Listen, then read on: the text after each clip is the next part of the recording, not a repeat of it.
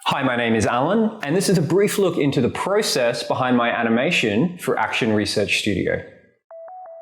So the process began by looking into the history and present-day attitudes towards dyslexia. And within this, I found a unique opportunity for design to help change its current perception. In creating the animation, the first step was to draw out a series of rough storyboards.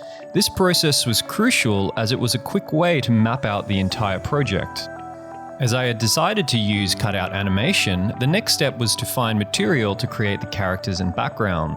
Old engraved prints were an excellent source. After this came the lengthy process of cutting out the objects to be photographed or scanned.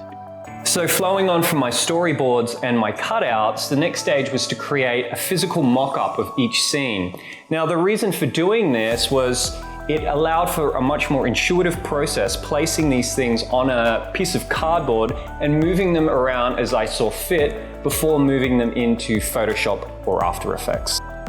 The next stage was to create the basic motion paths and keyframes using the timeline function in Adobe Photoshop.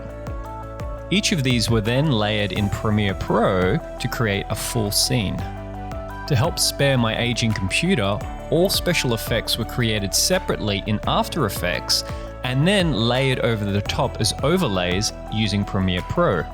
Once I was satisfied with the film's final edit, the last step involved overdubbing the narration, sound, and music. This was a challenging project which required a lot of planning and time management.